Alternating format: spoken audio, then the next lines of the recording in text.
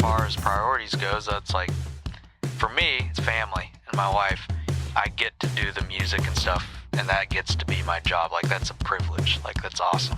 I think everything I do, I try to just do it because I want to put food on the table for my family and stuff like that. And it's like, it's cool that I get to have a job doing what I love.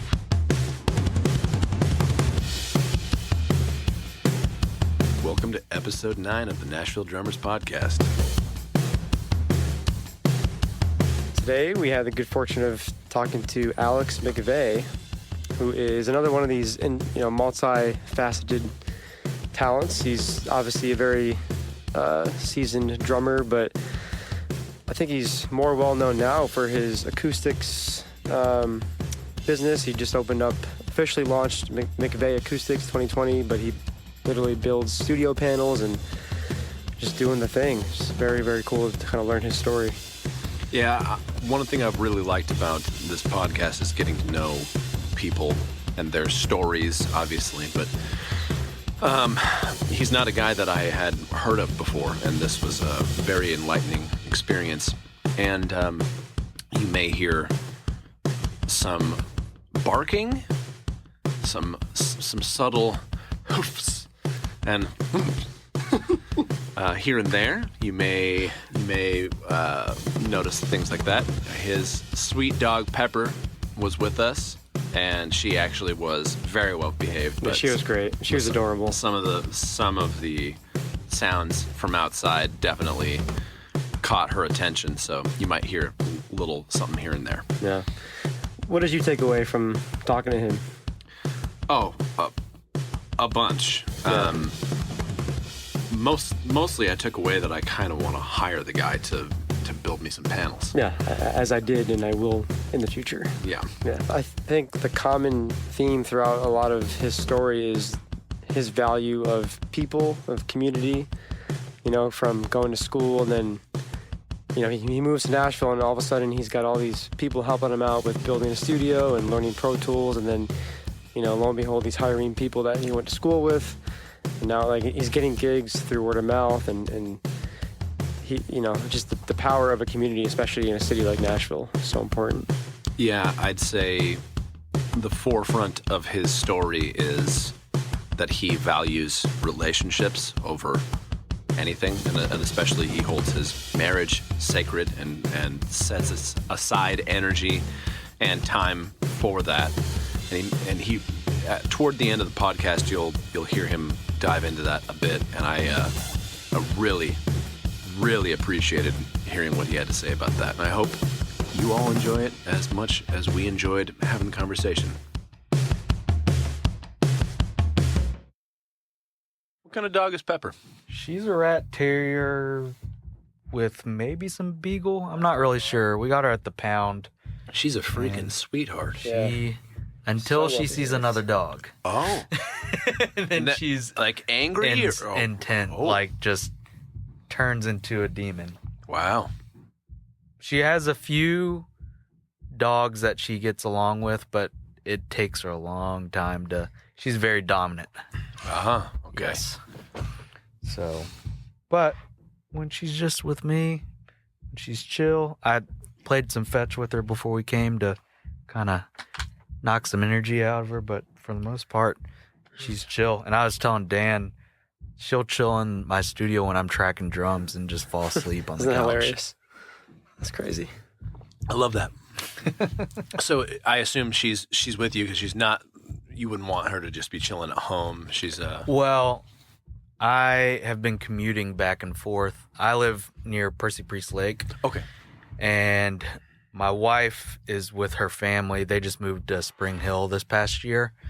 And I've just kind of been commuting back and forth a little bit because we're having stuff done with our house. Mm-hmm. And the reason I asked was so I don't have to drive back to my house before I go back to Spring Hill. Got it. Okay. So thank you for letting me bring her. Yeah, for those that are not with us, which is everybody, we have the pleasure of Alex's dog. Pepper is adorably she's about to take a nap, I think, right next to my drum set, which is great. I'll love to see it. It was just the last thing I was expecting when I opened the door, but it immediately brought me immense joy. Now she's going to have to come for every furry interview buddy. we do. She's like the assistant. I'm going to interview Pepper at the end of this whole thing. Yeah, right? How do you feel about belly rubs? She loves How do you belly feel about rubs. Oh, my gosh. Well, dude, again, thanks for making the time for this. Of course. Thank you for having me. So I don't know if I've told you, but Alex is the one that built this massive cloud hanging from the ceiling. No, you did not tell me this is that. the man. That's partly why I wanted to bring him on and talk about that whole Yeah. side of what you're up to. And Yeah. so what if we just kind of go backwards to where Sure. you're from and, you know, your journey to Nashville? Yeah. There's the first drum. I was born in South Korea. Don't know anything about it, unfortunately, because I was adopted when I was 6 months old. Wow. And grew up in West Virginia. Was there until I was 18, till college. And my upbringing was my parents started me on Suzuki violin lessons when I was 3. And then shortly after started playing piano, took piano lessons through elementary school. Got tired of that. Middle school, picked up guitar. And then when I got to, I guess I'd kind of played drums in like concert band starting in like 5th or 6th grade. Yep. And I transferred to public school in the middle of 9th grade. And I'd always wanted to do drumline. And before that, I was mostly like sports. I was playing soccer and stuff. And the high school that I went to, I heard that the people there called soccer players field fairies. So I went, That's a new one. I'm not going to play soccer and be called a field fairy. So then I became a band nerd Yeah, and right. started playing snare in high school. And that fall, or I guess that first year in public school, the show choir director came to me and was like, "Hey, do you play drum set? Our guy is getting ready to graduate and we need somebody to play drums next year." And I was like, "I've never played drum set before, but I'm willing to learn." So she let me bring the drum set home for the summer. It was like this pearl, I don't even know what it was. Export or something. Yeah, It's export basic. series with like 14-inch deep rack toms and like they're massive. Yep. And it actually had a really nice superphonic snare with it though, but I brought that home. Wow, so she let you borrow that whole kit for the whole summer? Somehow Just- the like, school so you were the just- only drummer at that point, or like There you were the other guy? drummers, but I don't. Yeah. They approached me about it for some reason, and so before that, knowing that I was wanting to learn how to play drums, I had like a little practice pad and like a really crappy snare, and I would kick the floor to emulate the kick drum, and I would just listen to songs that I learned and try to like play to them. So that's kind of how I started, and then she let me bring the drum set home and kind of taught myself that summer how to play Wow. ish, and started playing in show choir that first year. And then after that, I got asked to play for the jazz band and kind of taught myself that. And then kind of through instructors that we had at the school, learned through them, and then other guys that played kit in high school. But I only really took like formal drum set lessons for like a year before college, because I was like, I need to learn how to play different styles and learn how to actually read drum notation and stuff. So yeah, did that. Studied music in college. Initially thought I was going to be a worship pastor for a church. What And- college? Went to Liberty University in Virginia. And yeah, it was, I mean, aside from all the drama that's happened recently, it was a good college experience. I've met some of my best friends there, and a lot of them have moved here and very heavily involved in the music industry, which is pretty cool. And yeah, I went there, and about a month outside of graduating, I kind of realized that I didn't want to work for a church, didn't want to lead worship. Yeah. And And that was your Isn't that a major? weird realization? Yeah. Because there's so much in that world. Because I'm from that world as well. Yeah. There's so much that's like. I didn't know that. Oh, yeah, you really? I think so. We never talked about this. we learn something new every time. We'll get, yeah, totally. I got little nuggets about myself. Yeah. Yeah. I was secretly trained by ninjas. We'll talk about that next time. I already knew that. Yeah. No, I mean, there's this thing about musicians. Well, I mean, it's for everyone, but it happens with musicians in the church. Mm-hmm.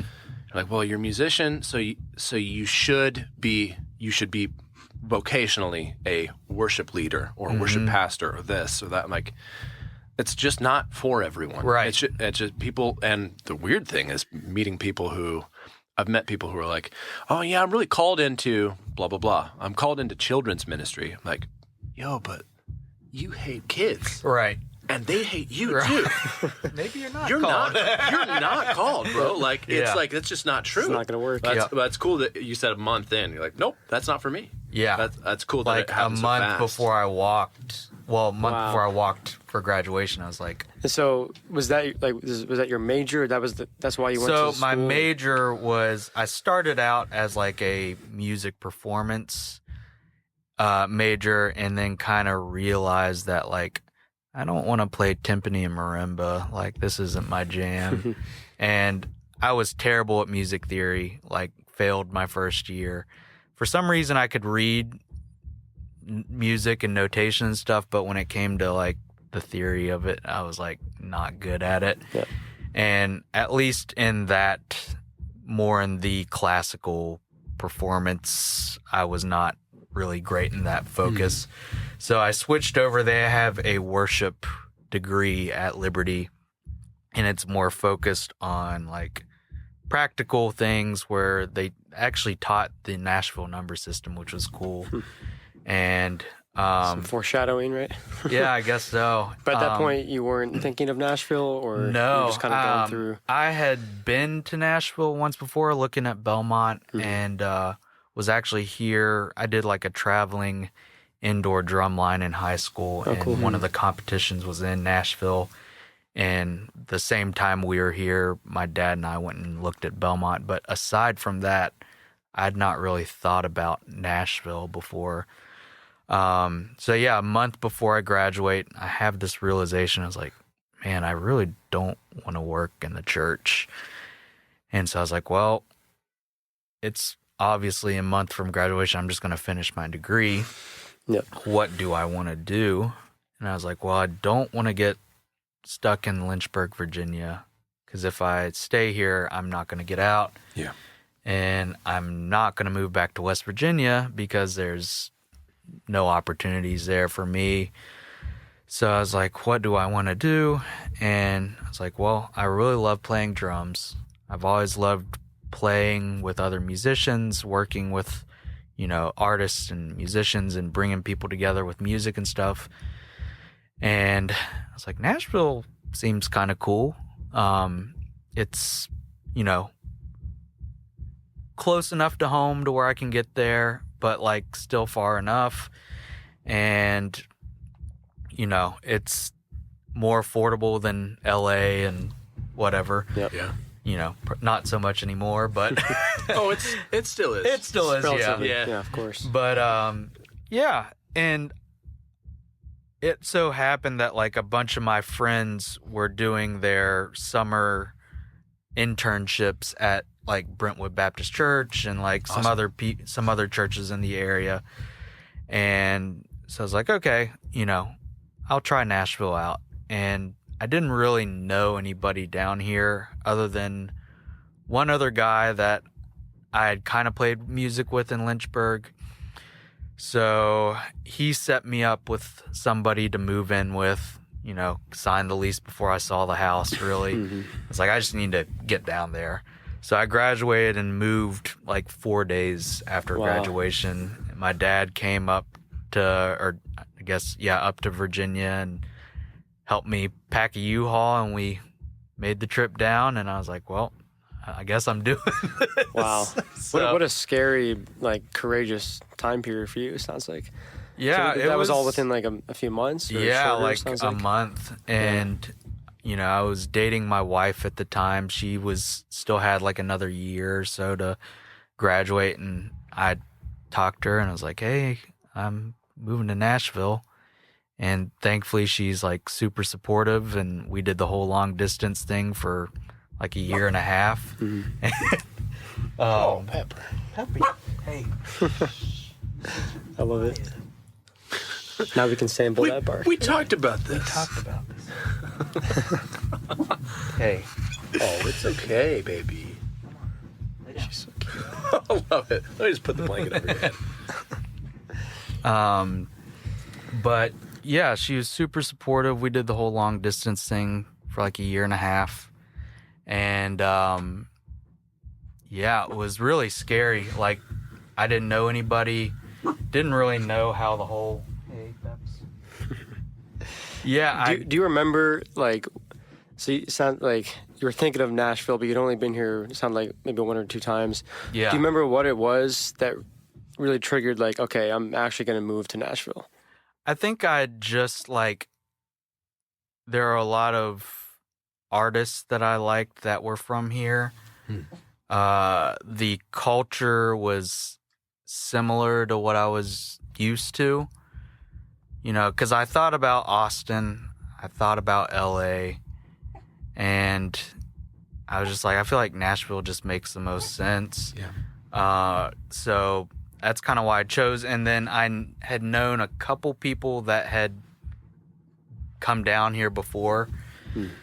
So, you know, I didn't know anything about the music industry or how anything worked. The guy that linked me up with the guy that I moved in with also got me linked in with a part-time job.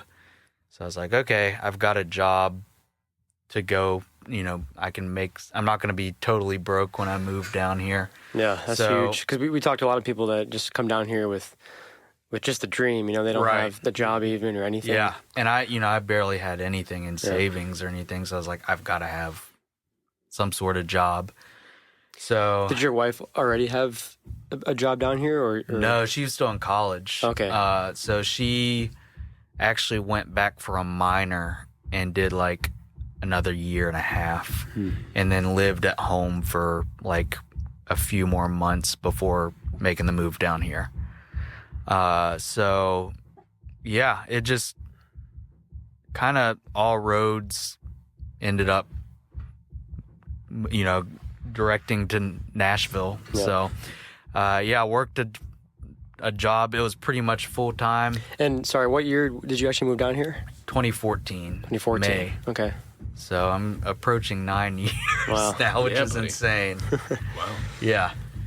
So, yeah, worked a job for... Oh, my God. You're not listening to me. We need to get her. We'll give her... Here, this mic is at her eye level.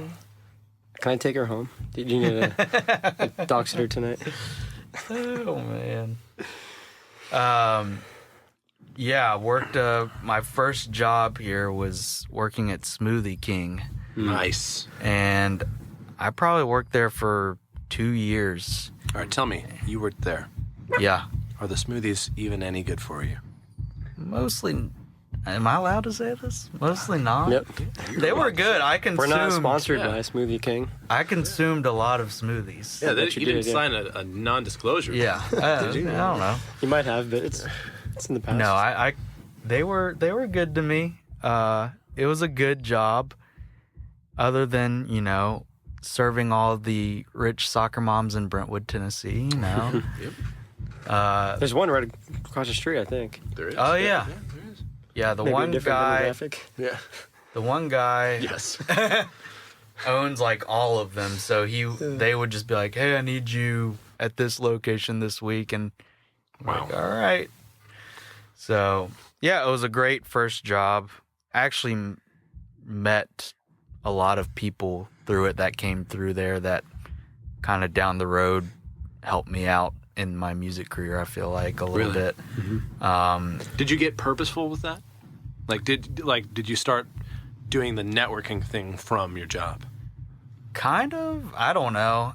Like, I would say I honestly didn't play any music as far as like a gig goes until like a year after I moved here. It was just all working, and like I said, I would grab coffee with people and stuff, and I just didn't really know how that worked. And I'm not comparing my time with anybody else's. Everybody's timeline is different.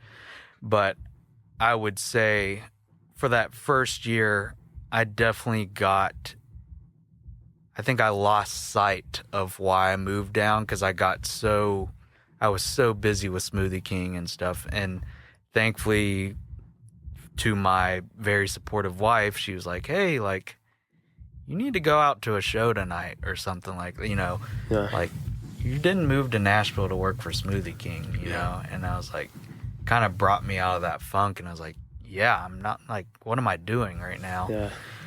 So I finally, tried to become more proactive and stuff, and I was actually closing one night, and I don't even remember. I think it was a friend that I met through my roommate. I didn't even really know him that well. Like, we had talked kind of in passing, and he called me. He's like, hey man, like, I have a friend who has a band. They're looking for a drummer. Thought you'd be a great fit. You should be hearing from their manager this week. I was like, okay. I was like, this dude just referred me to this band, and he has no clue. Like, he's never seen me play before, and like, we barely know each other, but cool. Yeah. And then, got the call like that following week, and that was kind of my first gig. Wow. So, yeah. That's wild. Yeah. Right? I met you. I got good vibes from you. Yeah. Let me just refer you. That's Nashville, though. Yeah. Literally, almost every gig that I've gotten has gone that way. It's like somebody who, gets my contact from somebody else, or like somebody who barely knows me, like, refers me to something. I'm like, okay, like, you have no clue if I'm gonna like destroy this, like, be a total failure, but thanks for the referral. Yeah. So it's crazy how everything is kind of like word of mouth. Yeah, totally. But yeah, that kind of was my first gig. I did the whole van tour, bunch of dudes packed in a van. I remember one night we were in Chicago, and it was like, we didn't have money for hotels, so we were like, it's like literally the hottest night that summer in Chicago, and all the guys had Planet Fitness black cards, so we could take showers. And it had to have been like 110 degrees or something like that. Brutal. And it's like 3 a.m. and I'm trying to sleep. I literally am like just down to my boxers, and I'm like still dying, and I'm like, I can't do this. So I literally got out of the van and fell asleep on a bench in front of Planet Fitness. And I woke up at like 5:30 a.m. There's like a rat running by my head, and like people walking into Planet Fitness that morning to like, and I'm just look like this homeless bum. Like, are you still in your boxers at this point? No, okay. No. I had put like some shorts on and Lord. Stuff, but like that's what I was envisioning too. The boxers and the. Woo! I'm like, man. I mean, I've seen a lot of stuff. But I don't think I've actually ever seen a homeless guy in boxers out in Chicago. Yeah, that'd be a next level experience. Anyway, but yeah, that was was your first like touring experience. Like, if we were lucky, like one of the people at the show would let us crash on their couch and stuff. But that was kind of the entry to touring for me. What did you take away from that first tour? Gosh, man. Maybe some more of the positive sides of it. I mean, the dudes that I played with were all really great guys, which made it worth it. The music was very fun to play. It was like pop rock, kind of like 1975 type stuff. very high energy stuff. And like, even though the shows that we played were like, you know, not a ton of people, I remember we played right off of 8 Mile Road one show, and there was probably like, it was like this bakery type venue. I don't even know what it was, but it was like maybe 12 kids in that whole show. But it was like, still to this day, like one of the most fun shows I've ever played. Wow. Love that. Yeah. What was the band called? They're called Loyals. I don't know if they're still together anymore, but yeah, I know they signed with Tooth and Nail a while ago. Okay. And I know there was a lot of drama that happened.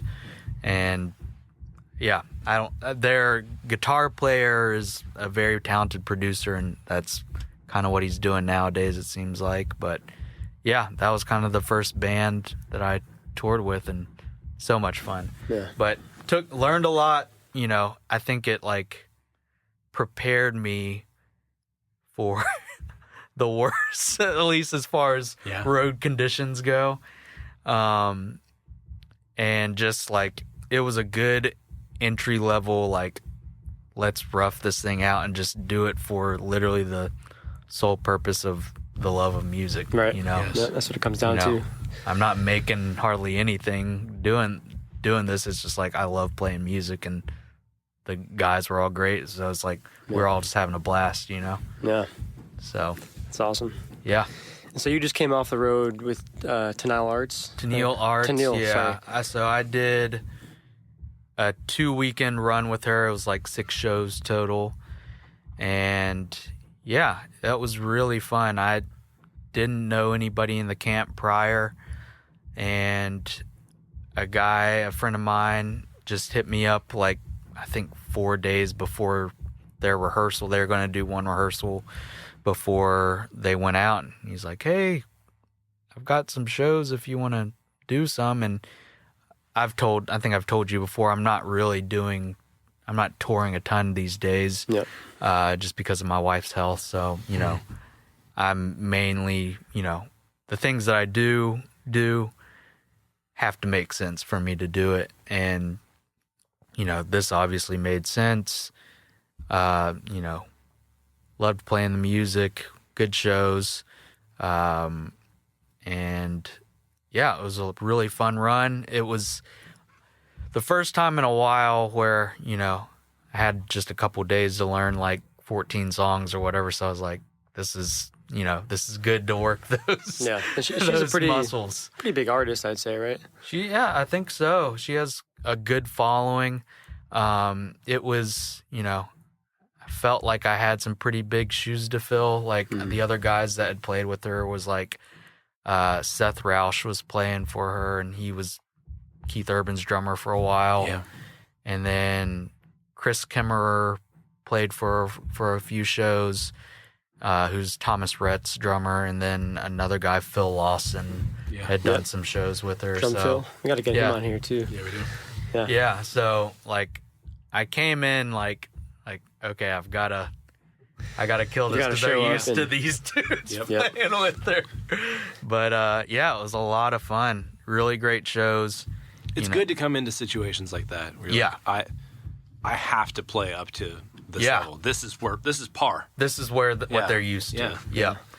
Yeah. So, you know, I just woodshed the songs as much as I could, and, you know, charted everything out, and I'm like, okay, I'm literally as prepared as I can be with this amount of time. And, you know, there's only so much you can do before you go to rehearsal. I actually love that. I'm sure you've come into situations playing where you're kind of maybe the best drummer to come into a certain group, and you know that kind of going in. Yeah. And that can make you lazy. Oh, like, I'll just go in and kind of just count on my own Yeah. skill to save me. Whereas if you are coming into something where some A-listers were already slated, you're like, okay, so I'm not going to be the weakest schmuck, link. that came in and just sucked it up big time. I'm going to lay this out just like all these guys did. Yep. And yeah, it makes you want to just kill it. Yeah. So, yeah, it was fun, man. And Pepper is gone. she's good. She's checking out the gear. As long as she doesn't unplug anything, I think we're fine. It's just kind of thinking back to that first tour in Chicago. Could you have seen yourself now doing that kind of a tour? Like, it seemed like very different. Yeah. Yeah, different. I'm sure very similar as well. Yeah. Man, I think, I don't even know. I always wanted to do like the road thing and like play in front of, bigger crowds and, play along dudes that I looked up to or artists that I knew growing up and whatever. And I don't know. I think my whole time here, I'm just like, whatever happens, happens. It's like I can't force anything to happen. It's just like wherever the road leads, I'll go. Yeah. And I've been in a lot of bad situations, unhealthy touring situations and stuff. What? That never happens. That never happens. But, it makes you really thankful when you do get a gig where people actually, respect you and treat you well and, pay you well. Yes. Yes. Isn't that just magical? Yeah. Yeah. Wow, we could all just be like cool to each other. Yeah. And professional. Yep. And you could pay me. Yep. And that would be awesome. Yep. Yep. So, unfortunately, it's a little more rare for that to happen than that's the stars aligning when you have all of that in one package. Usually you get maybe one out of the group. But like, okay, yeah, music's really good. Yeah. These guys are dicks, and I'm not getting paid. That was my first tour experience. Yep. Okay, so on the subject of unless and I don't want to derail this, Very good. but but I do. I'm derailer. Derailer in Chief. I think that was your title, that you self-imposed title from last time. Yep. Go ahead and give me that placard. I'll put it on my desk. Yep. On the subject of people that you did look up to, kind of coming up, I'd like to hear at least some of those folks. Man. Like artists, drummers, or... Give me all of the above. Shoot. The people want to know. I don't know, Maybe man. people in Nashville that you looked up to that were doing the thing that you saw yourself. Nashville and in general, or not too. even Nashville. Yeah. I think... I don't know if there was specific people. I know there was one... Do you remember like Tumblr back in the day? Yeah, of course. There was some entry that some guy did before I moved here, and he interviewed like a whole bunch of different drummers in Nashville. It was like Nashville drummer something. I don't remember what it was called. And I remember like Nashville drummers Tumblr. Dan, was that you? But I remember reading all these different interviews and entries before moving down here, and I was like, man, I just want to meet these guys one day and, pick their brains or whatever. And, I think just meeting all those guys that were on that list was kind of crazy to me. And, anybody in whatever circle, whether it's CCM or country or whatever it is, anytime that I've been able to play with or open up for a band or artist that I've like grew up listening to or my parents grew up, heard my parents listening to, that's been kind of like a cool moment for me. As far as like, man, people, I remember there's one guy, and he's an amazing drummer, still one of my favorite drummers, but like is more on the production side of things these days, but all of his productions are insane. A guy named Jeremy Latito that I like really, really looked up to and still do. He had a band called Leagues, and they're no longer a band really anymore, but I've just always loved his playing. It's very musical, And like any song that you hear that he's produced, it's like, you know that he's just got a sound. And just being able to meet up with him a couple times has been really cool, just to pick his brain. Wow. I remember one time we were grabbing coffee at Crema. This was probably 8 years ago or something like that. And I looked over and like Brad Paisley was like right there, and I was just like, are we gonna acknowledge this? Like, and like, this is kind of crazy. But I've never met Brad, but just he's a fellow West Virginian, I think. Oh, really? But, like, yeah. Didn't know But that. yeah, I don't know, man. I don't know if there's like certain people, but more of just like people that I've gotten to meet who have played for artists that I grew up listening to is always kind of a privilege. Yeah, for sure. So, yeah. Well, it sounds like you've gotten to do some of that, which is awesome. Yeah. Yeah. And one of those guys that was on that list, it was kind of crazy. I had met him like, man, probably 7 or 8 years ago. Very great drummer. His name's Richard Scott. And That sounds so familiar. he played for Matt Maher for a while. Okay. And he's primarily with Zach Williams now. Okay. Yeah.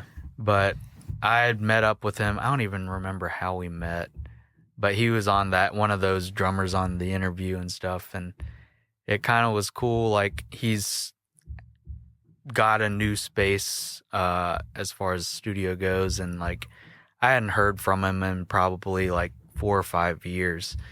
And then he called me out of the blue and was like, hey man, like, I'm trying to like get some stuff set up at my new studio space. Like, would you want to help me out with that?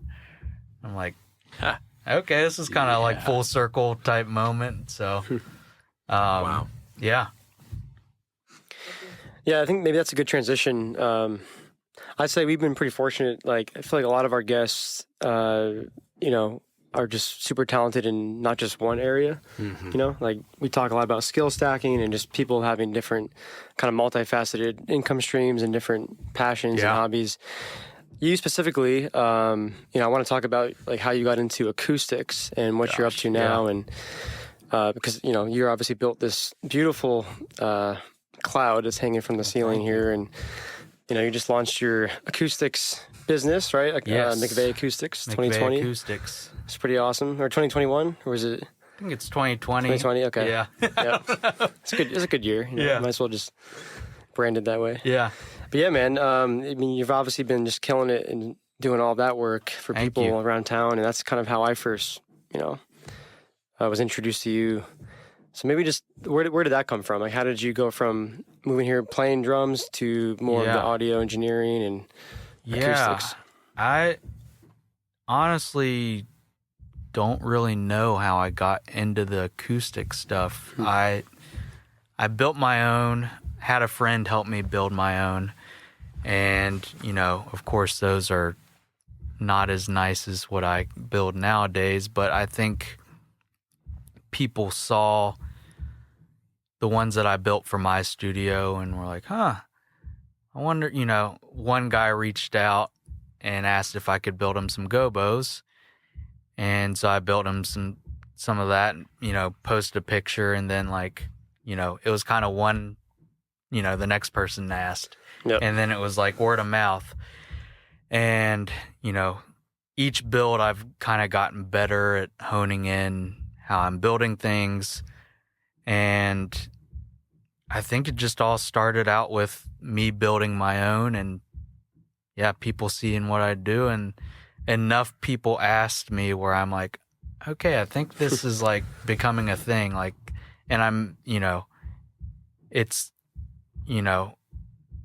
I'm making enough good money out of it for it to be worth turning into some sort of the market business. was obviously there. Yeah. It was kind of coming which- to you, right? Yeah. So it was almost out of necessity. it sounded like. And it was very nice because like that kind of carried me, helped me through 2020 and 2021 and stuff. And I still picked up a part-time job during 2020, but like between that and sessions and the part-time job, whenever it started getting too busy for me to do all three, I was like, okay, I can quit the part-time job and just focus on this stuff. And, That's you incredible. know, I've, you know, super thankful for it. I love working with my hands. You know, it's still like a creative thing, and it kind of still goes hand in hand with the music thing. Like, it introduces me to other musicians, producers, which have also, like, when they find out I play drums, some of them have hired me to track drums for them, which has been cool. So, yeah, that's kind of the story behind McVey Acoustics. I've been doing it since, I guess, 2019. And it was kind of funny because, you know, I've been doing it for about 2 years now. And I made it official at the beginning of this year with, you know, my wife helped me with all the branding and stuff like that. And it's like when I announced, like, McVey Acoustics, like, everybody's like, congratulations. And I'm like, I've been doing this for 2 years. I just have branding in the name now. But Yeah, no, cool. I love it. It's, you know, we'll definitely share all that out. And Yeah. I think it's so cool. Like, wow. So, I mean, how did you know, like, the skill set behind, I mean, obviously anybody can sort of put wood together and kind of figure it out, but, you know, in terms of, like, the science behind the engineering and... I mean, I'm not... Was it a lot of, like, trial and error? I never first? claimed to be, like, a scientist or anything, because I know there's guys that go into these rooms and they're, like, you know, bring in, like, an EQ and, like, all right, you've got a peak and, you know, 5K or whatever, and I'm like... You know, I'm not that guy, but I can walk into a room and, like, obviously hear where your problem areas are and stuff. And that's more of kind of what I base my stuff on. It's like, okay, you're obviously having some really bad, you know, springy slap back in this corner right here. Let's address that. And I think I just learned... It was definitely a trial and error type thing as far as learning how to build them and install them. You know, the first ones I built were obviously not nearly as nice as what I'm building now. And I honestly hadn't really even built anything until then. Like, as far as, you know, I grew up building skateboard ramps and stuff like that. So I think that kind of played into it's kind of similar, I guess. Yeah. But yeah, I'd always, you know, I grew up, you know, my grandpa and I would just build random stuff out of scrap wood in his, workshop when I was a little kid and stuff. And so I was always like working with my hands as a kid. So I think that kind of played into like realizing like, oh, I really enjoy this. Yeah. So yeah. That's amazing. Yeah. What parallels do you draw from, like, the art of actually drumming to the acoustics? I mean, that's, like, you kind of touched upon it. Like, they're both they're crafts and requires attention to both detail. Crafts. I'm a very hands-on learner, so I think both with the drums, you know, I was always better at like hearing something and playing it and figuring it out like mechanically, than like looking at notation and figuring it out that way. Like I've always been better at just hearing and learning it myself. Yep. So I think that kind of has played into the woodworking type thing. It's like I'm literally having to figure this out as I go. You know, how to cut certain things, you know, staining, sanding, all that, and, you know, different measurements of different, you know, different panels and stuff, and then figuring out how to hang them and stuff. So it's a lot of work. Yeah, it is. It's a lot of work. Small task. I definitely bought a ton of tools in the past couple of years that I didn't have. But it's been a very cool learning experience. And, you know, I think the biggest reward for me is just, you know, seeing the finished product, seeing like the completed room with all the panels, and then you see the client come in, they're like, oh my gosh, like, and then they hear the difference and they're like, oh my gosh, like this is crazy. Yep. So that's got to be the most satisfying thing. Yeah. Yep.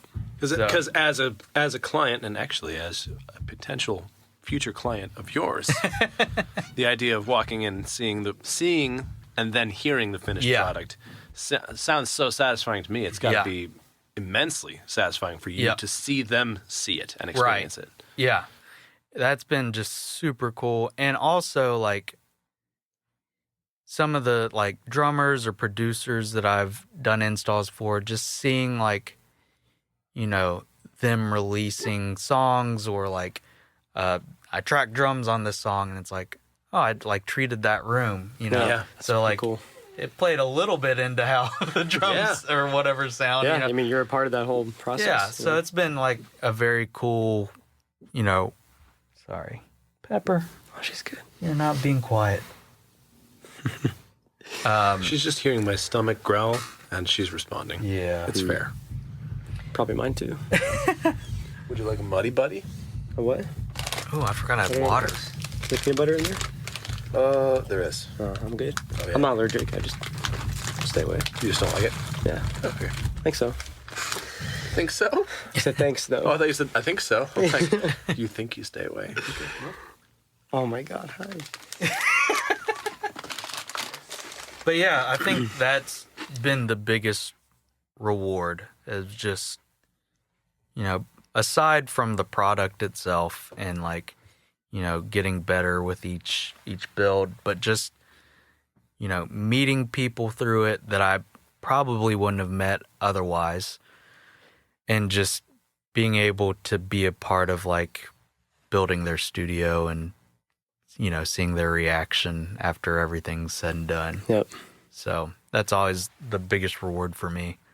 So it seems like 2020 was a pretty big year for you to do all of that, right? And I know, like, talk about the whole. I want to definitely go into your studio, your home studio, and then talk about the Lake House sessions that you were doing during that time as well. Yeah. So 2019, I was, you know, touring with the country artists very heavily. You know, we did a whole bunch of radio stuff at the beginning of the week and, you know, doing regular shows on the weekend. So it was insane. And all while this is happening, my wife we've come to find, has Lyme disease. So, yeah, end of 2019, I was like, okay, I need to come off the road. You know, I need to be done with touring, at least for now. My long-term goal was always to have my own studio and track drums for people. You know, that was always what I wanted. That was always my end goal. And so I was like, well, I guess now's the time to do it. You know, why wait another 3 years and whatever and start from square one 3 years from now? I'd rather just do it now. Yeah. And thankfully, that was the perfect time to do it because, you know, the pandemic shortly followed and everybody's touring got canceled. So, yeah, I think at the end of 2019, I owned maybe 3 mics and, like, a really crappy interface with, like, 2 channels.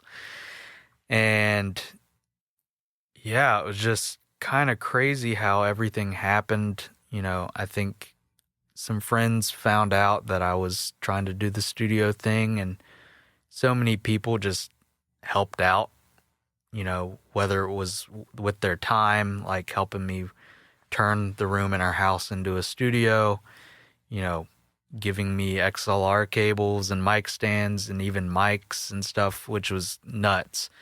And just, you know, got enough gear to where I could actually start tracking drums. So, yeah, I had not even really had much experience recording before 2020. So I'm just like, I'm just going to jump into this and figure it out. That's so wild. I mean, just, you know, seeing the videos and the content now, I would never have guessed that. Thankfully had a lot of friends that knew what they're doing that helped me out and helped me get started and stuff. And, just kind of was like, okay, I'm just going to dive head first and figure this out. It seems like that's been your approach for a lot of this stuff, you know? Kind of. Like I'm going to Nashville. I want to do music. I'm going to hit the road. I'm going to try this touring thing out. I'm going to, Yeah. you know, I'm going to start building acoustic panels for people. Yeah. It's just so, and like all that has kind of worked out for you, you know, because you're that mindset. Yeah. So You know, but you keep looking at me. I know you know how much I love that whole thing. Yeah. Well, yeah, it's another theme that has kind of come up with a lot of our guests. Yeah. Kaylee especially, and just kind of going after the thing, and yeah. you know. Yeah, I'm a big fan of not waiting until you're ready. Right. Just do the thing. Just do it. Yeah. Yeah. And, you know, thankfully that has been coupled with very supportive friends, supportive wife, Yeah. who have helped me out tremendously, both on the gear side of things and just learning how to record. You know, had only really worked in Logic before, and had a really good friend come beside me, and he's like, dude, you need to do Pro Tools, like, for what you're doing. I was like, okay. So he literally sat with me. I was hired to do like 8 songs to track and stuff or whatever, and he sat with me pretty much like for a week and just taught me how to use Pro Tools and how to edit and everything, just like, you know, step by step. And You know why I'm offended by Pro Tools? why is that? I hate paying for a subscription. Yeah, I'm the same way. I studied. I'm technically Pro Tools certified through college, whatever that means. But I switched to Logic now because Yep. I couldn't justify it. It does. Plus, I wanted to learn. I wanted to Come learn on. Logic too. Come on, Avid. Yeah. Help us out. Ridiculous. Absurd. No, I get it though. I mean, it's obviously like the industry standard for a reason. Yeah. So, was this a friend of yours or a mentor? Yeah, so or- this is actually a friend of mine that I went to college with. Okay. And we're really close friends, and he helped me out a lot with, you know, getting the studio where it needed to be. And he's like, dude, like, you're doing all this editing and stuff, and, you know, at least for I feel like Pro Tools is better as far as like a tracking DAW. Yeah. You know, Maybe not necessarily for building something. right, But production and yeah. stuff. Definitely Logic takes the cake. Yeah. And you know, especially when you're pocketing drums and everything, like it was a nightmare trying to do that in Logic, and I was like, I am literally spending so much unneeded time trying to do this in Logic. So yeah, he came in and it's like, dude, I'm just gonna teach you. So I was like, forever grateful to Josh Ferricks if you're listening. So for helping me out. Shout out. Yeah. Josh. To Josh. Pepper gave the shout out. Yeah. She loves Thanks, Pepper. Josh is actually I was visiting my wife. She was in Maryland for like a month getting treatment up there, and Josh took care of Pepper for a month. So What a guy. what a guy. Good dude, yeah. Although I can say that sweet little baby would probably be pretty fun to take care of. I would venture a guess. Until she has way too much energy and you just like gotta Oh yeah. run I it had out. a terrier. I know what you're talking about. They just get the I'm just waiting for the day when she's gonna be chill all the time, but I don't think that day's gonna come. that day will come, and when it does, that will be a very old dog. Yes. Very old. But And then you will miss the non-chill. yeah, that is very true. But yeah, on to the lake house sessions thing. Yeah. So that was actually kind of my wife's idea, and we were just trying to think of ideas on how to utilize the studio outside of just me tracking drums out of it. And you know, we obviously, you know, there's Audio Tree and Tiny Desk and whatever, and it's like maybe we could do something like that out of our studio where we, you know, bring in these up and coming artists and do like a live recording type thing with video. And I sat on that idea for probably 5 months, and I was like, you know, I don't know anything about video or anything. I'm like, how are we even going to get this thing started? And, you know, I'm selling this Pelican case on Marketplace, and this guy hits me up. His name's Chris Tani, who's actually I went to college with him as well. I didn't even know that he and his wife were living in Nashville. So he was like, hey, like, would love to buy that Pelican off you. I was like, I mean, I'll hold it for you if you want to, like, go ahead and forward the money for me. If I'm ever passing through Virginia or if you're here, like, sure. He's like, oh, we've been living in Spring Hill for like a year and a half. And I was like, oh, okay. So they actually came down to pick it up. He's like, I want to check out your studio. And as I'm showing them the studio, I can like hear him and his wife talking like, man, it'd be really cool to like shoot some video down here. Maybe like some like, you know, do some sort of music video or something down here. And I was like, gosh.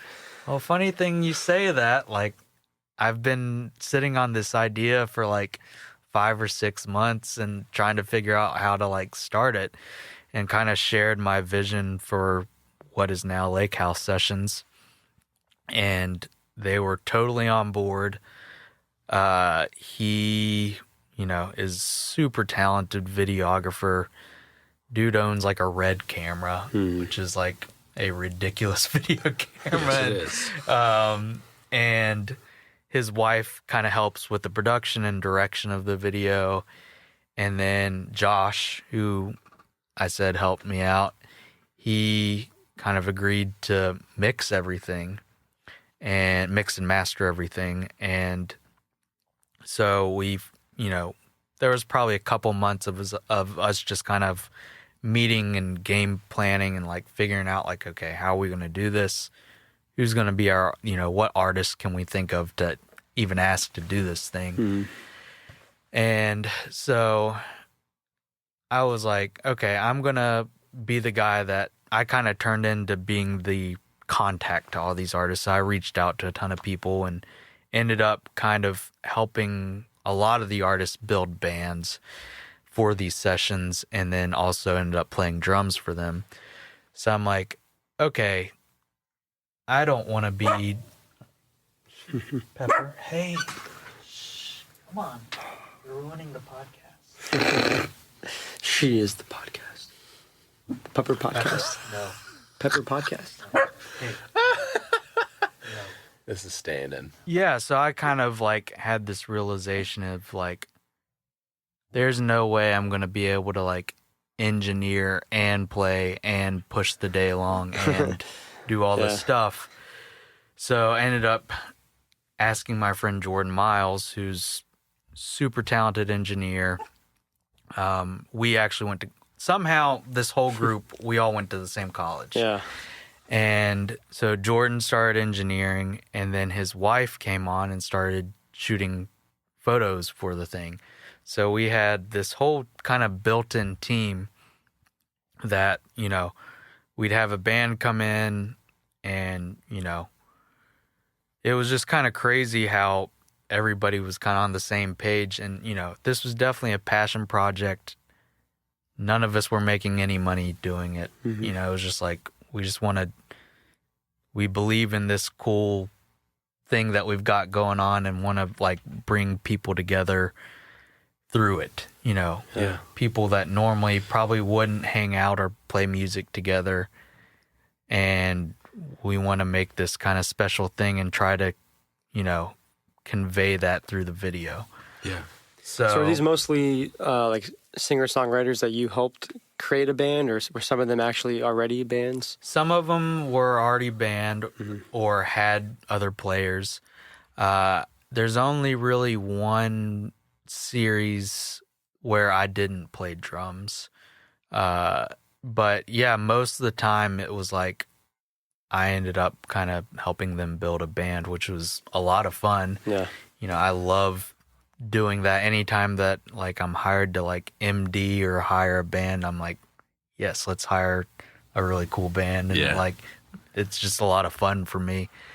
So yeah, that was kind of how like it worked. I would text the artist, you know, build a band. The artist would tell me what songs they wanted to do, and then I'd group text the people like, hey, these are the songs we're doing. And then we'd just show up on a Saturday morning and, that's the first time we're playing together. And, that's kind of what we tried to convey in the videos is like, this is like kind of a look behind the curtain in a Nashville session where these musicians are playing for the first time together, playing these songs for the first time, and this is what you get. Yeah, super raw and authentic. Yeah. And, it wasn't necessarily, we tried to make it look like, we're all tracking at the same time. We ended up, retracking vocals because, we're all in the same room. You can't really get a clean vocal when a drum set is just blaring in the same room. But Chris is super talented and made it look like, we're just all there tracking at the same time. And, when we would retrack the vocals, the close-up shots of them singing is actually them singing. Yeah, these videos look amazing. If you haven't checked them out, we'll definitely it's been a lot of fun, man. How many total videos did that end up producing? So each artist had 3 performances. It was 2 full band and 1 like stripped acoustic. And we started out doing some like Q&A type things, but kind of realized like people aren't really interested in this type of video. So I think we have 6 or 7 artists up there, and I just finished comping one session, our last session that we did that has been put off for a long time because all of us got super busy and just haven't had time to edit it. But it is in the beginning stages of being mixed, and hopefully soon will be all put together and released soon. Sweet. So, yeah, it was a very cool learning experience.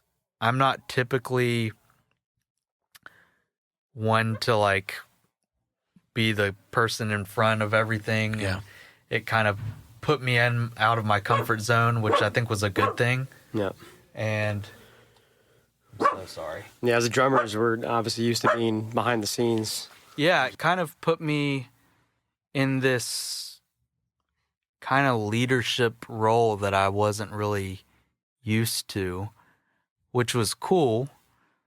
And yeah, it was just kind of a different experience, but like really cool. We actually got some sponsors, like we had the Urban Juicer sponsor us, so they would, That's so cool. For the morning of the shoot, they supplied juice and sandwiches and protein bites that when people came in, like here's breakfast and lunch provided. Yeah. Wow. Which was really Incredible. cool. And then there's a coffee shop up in Detroit called Desert Oasis Coffee, and they sponsored us, and we got to serve the coffee to everybody.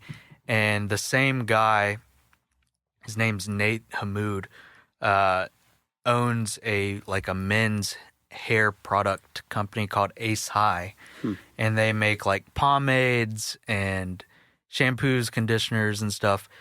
So between the coffee shop and the hair product, they put together these gift bags of coffee and stickers and shirts and That's so pomade, where we were able to give these gift bags to the artists that came through. cool. Yeah. Wow. Which was super cool. It made it like that, it was just an extra touch that we were able to do.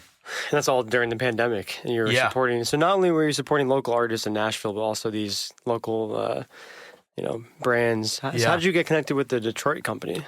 So one of the artists that came through, her name's Steffi James, super talented. She is from Detroit, but we worked together at the part-time job for Urban Juicer. And yeah, we worked together, and I really loved her music. And, I had heard her talk about she and her brothers opened this coffee shop when they were 12 or 13 or something like that. And, I was like, hey, then, I just happened to ask one day, do you think your brother would maybe be interested in sponsoring Lake House sessions? we could do like a cool thing. Like you're going to be on it. So like, it'd be really cool to like get them involved. And she's like, yeah, let me email them or whatever. So she just connected me with her brother, and me and Chris like did a Zoom call with him, and he was like, yeah, totally. And like sent us like a ton of like his merch and stuff. And like, yeah, it was actually his idea to put together like the care packages for the artists. I'm like, this is crazy. So cool. Wow. So, and I'm like, we don't have a following. Like nobody knows who we are. And like, you're down to like support us in this way. This is so cool. It's amazing. Yeah, that's awesome. So, well, it's also, it's an investment in an idea. yeah. And if you think the idea is valuable, it doesn't matter if there's a following or not. Yeah. Like if you can get behind, then that's a good sign that Yeah. from the jump, they're like, yeah, that's a great idea. I love it. Yep. Yes, take my stuff. It was really cool because I was actually in Detroit last weekend and got to go to the coffee shop and meet him in person, which was really cool. And, obviously we haven't been able to put out any videos recently because, I mean, it's a good thing, but everybody's just been so busy in their own worlds. Yep. But it was very cool to actually meet him in person and, just thank him for the support and everything and see the shop in person. So, yeah. But, yeah, that's kind of how the whole Lake House Sessions thing came. And, it has definitely led to other work in everybody's, own avenues. Like, I know Chris and Katie have done some music video shoots for some of the artists, and other have shot other content for people, and it's introduced me to other artists who I've ended up playing shows with or tracked with, which has been really cool. Wow. So, and it's just cool to have those videos to look back on, and even some artists have hit us up and ended up hiring us to kind of do a similar thing in my studio, like a live video recording. Mm-hmm. So, are you planning a season 2 kind of thing for more content, or?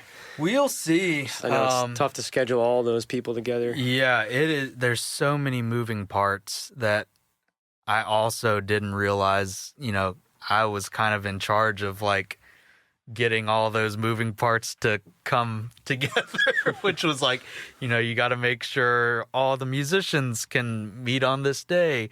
And it's like, okay, we're probably going to be here from like 10 to 3 or 4 shooting. And, video team, can you do this? Audio, photo, can you do this?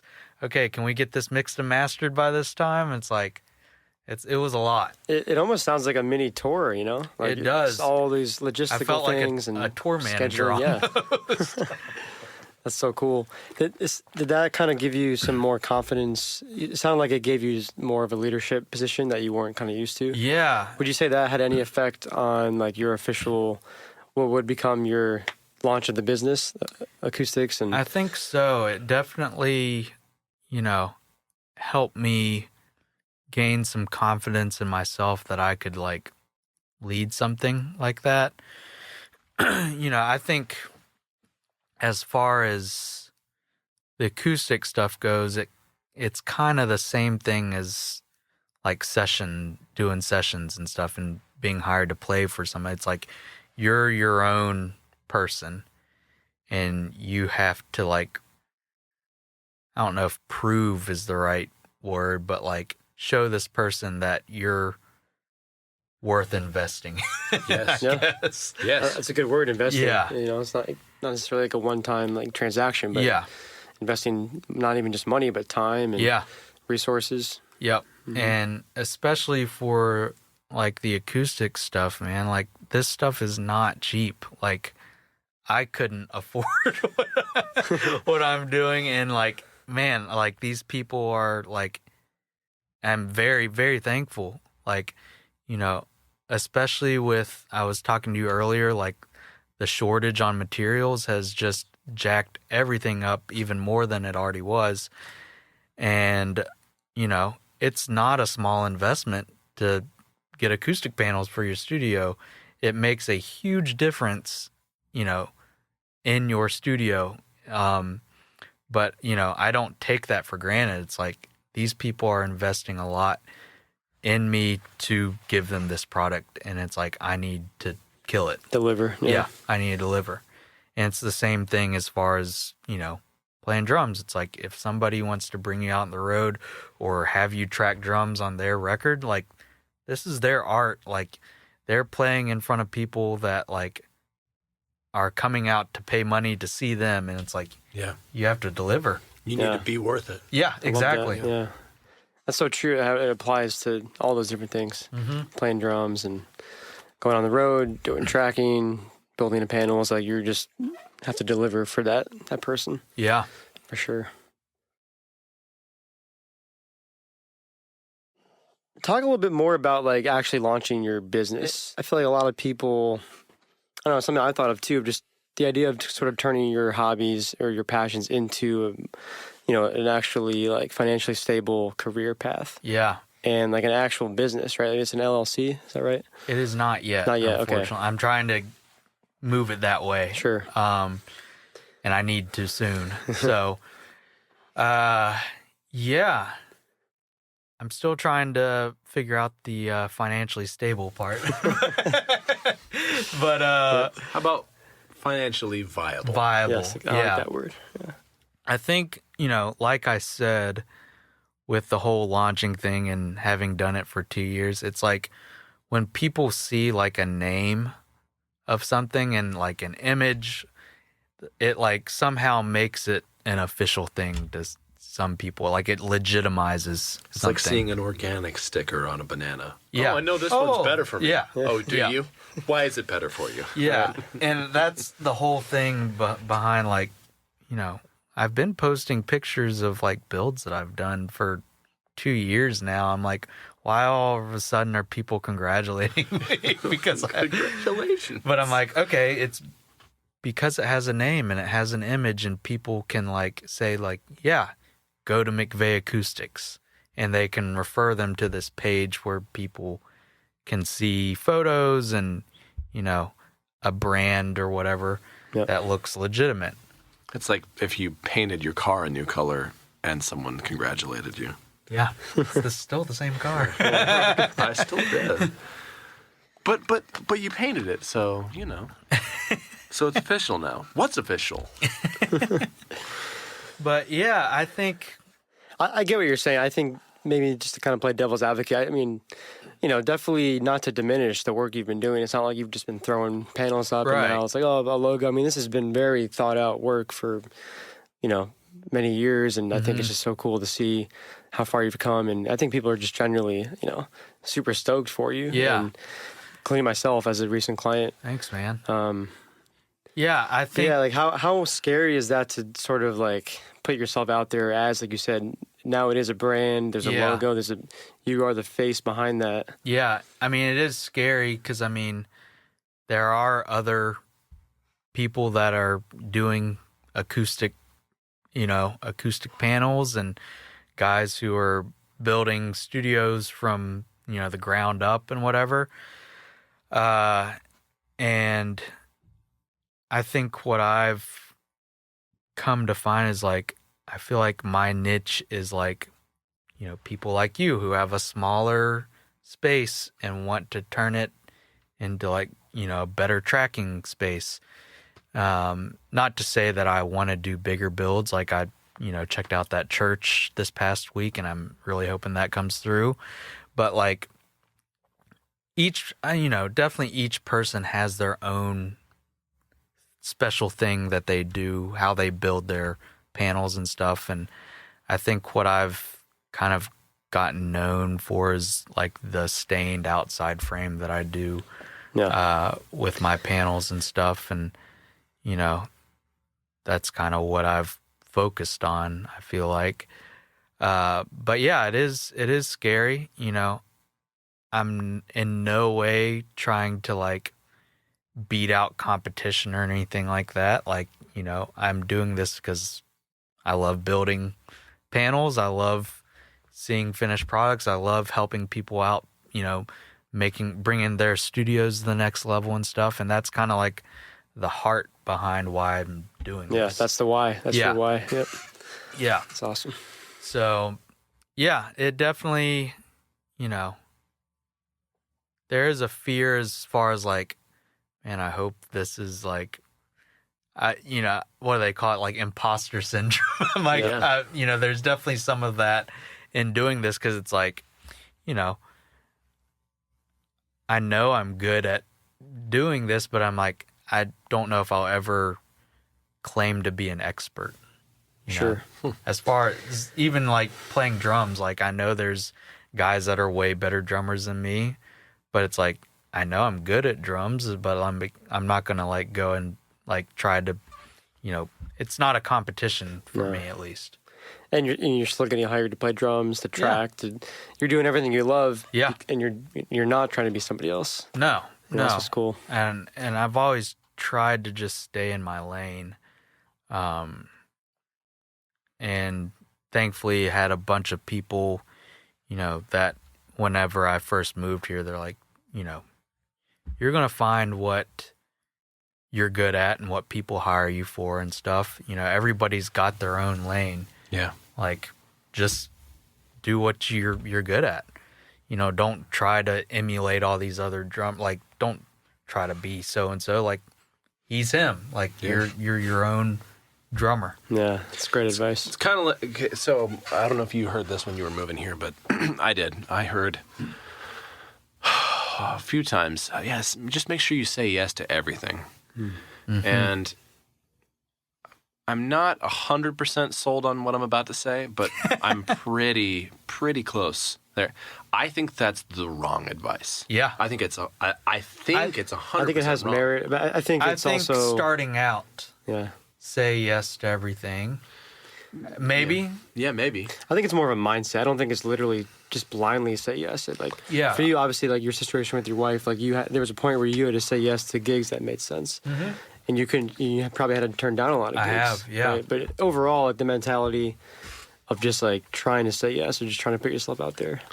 It's starting out. But it's good to get out there. Yeah. But I really think there's a mistake of trying to go too broad. Oh, yeah. Like, if you, like you said, find your lane, Yeah. especially in this city. Yeah. You trying to do more than one thing here, it's like you're simply just going in multiple directions, Mm-hmm. and you're going back and forth. If you just choose a direction and just go that way, And you'll be get really so much good further. at it. Yes. Yeah. I'm such a huge fan of just focusing on 1 to 3 things. Yeah. Like just yeah, I think that's much more valuable Yeah. advice. It's amazing what you can accomplish in a year's time, in 6 months. If you're like, you know what, and that applies to practice. Mm-hmm. If you were like, hey, you know what, for the next 6 months on the drums, all I'm going to do is I'm going to really work on on just getting my flams, like my alternating flams, really clean. Yeah. In 6 months, that would be ridiculous. Right. Like perfect. That would be amazing. Yep. But you could do that. You're like, I'll do a little bit of flams every day. Maybe like 2 minutes for the next 6 years. I'm going to say yes to every rudiment and practice all of them in 24 hours. Then why am I not better after a month? Yeah, exactly. And I've had thin. That's why. Multiple. I've had students, friends, people that have come to me and been like, hey, I really want to, what's my next thing? I'm like, well, your next thing is doing less stuff. Mm-hmm. You're working on too much. Like, yeah, I need to remind myself that. It's hard, Like it is. Especially with social media, you want to just do everything. And I saw so-and-so doing this, and I want to give that a shot. I'm like, man, Tim Ferriss said, you can do everything. Because he's like someone was saying, like, well, you can't do everything. He's like, you can do everything, you just can't do it all at once. Mm-hmm. Yep. You have to pick one thing at a time and go and do that. And that guy's done a lot of things. Especially goes back to like these drummers who just like all they want to do is just like chop the whole time, and then it's like you ask them to play a simple beat and it feels terrible. Yeah. It's like they can play all these chops and it's like, okay, make this song feel really good, and it's like Yeah. dude, this, like, focus on the basics, man. Yeah. Like, get back to the basics and just, like, you know, that build your foundation and then, you know, Oh yeah. do all that stuff. Yeah. So, Yeah. That's like you could become good at grooving after a long time of working on just chops. oh, yeah. You could, like, just by becoming seasoned. Yeah. You could do that. Or you could take a year of your life in your drumming life and just go, you know what? I'm going to work on this one kind of backbeat this year. And then at the end of that year, it's going to feel so freaking good. Yep. That's not, okay. You ever read the book The Dip by Seth Godin? I haven't. Great book. I love Seth. I haven't heard of that one It's though. a fantastic book. Like super, you could read it in a day very easily, like in an hour. But he talks about how a doctor will sacrifice a year of her life to become a specialist, and then I think it's something like double the income from that. Like just one more year of school, and then you go from general practitioner to specialist. Wow. Like, I think about that all the time. Like, well, what if I just spent the year working on just one thing? And I don't have quite that level of like, oh, Patience. what thing do I pick for this year? So I'm trying. As I'm saying this, I'm like, I feel guilt in my heart for it, but it's like I want that. Right. But I'm like, well, what would happen? At least you have that awareness, though. You know the path that you want to strive for. And I'm trying to lessen my list of things, but that's a huge derail. But No, it's not. I mean, I think it's a really good transition to talk into more drumming topics. Yeah. I mean, I really love your style, and it's funny you were just saying that. Like, you're not a chop kind of guy, and that's I don't think you're, hurt by that. Like, your grooves are just killer, and like it just sounds really good. But with the audio engineering and all of that. But just strictly from a player standpoint, Yeah. it's evident that you've spent a lot of time just focusing on groove and.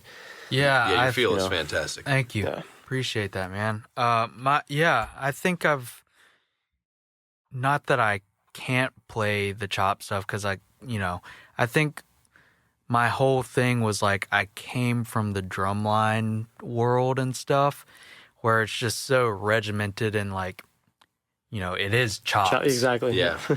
And I quit marching band 2 years into college, and I was like, this is not, I need to be focusing on drum set, because this is like, I don't want to be teaching a drum line, nothing bad about dudes who teach drumline or anything, but like Nico, one of our recent guests. Yep. oh, he's a great Yeah, he great literally player. teaches drum lines. Yeah, he's a good dude. Great player. I've never met him, but I've seen his videos, and Yeah. he's great. But yeah, I was, so used to that world where it's just so rigid, and I could even barely play matched grip because I was so used to just traditional and stuff. And I was a terrible drum set player. Like, everything I think all the drummers that I was kind of into at that time were very, nothing wrong against that, but like, more of the like metal, just very rigid stuff. And there are metal drummers out there that have great feel and stuff like that, but I think the stuff that I was listening to, I was trying to be very mechanical, robotic and stuff, because that's what I was used to playing. Sure. Yeah. Drumline, I was like, man, I need to get out of that and really focus on feel and stuff, and like playing for a song, like to a song.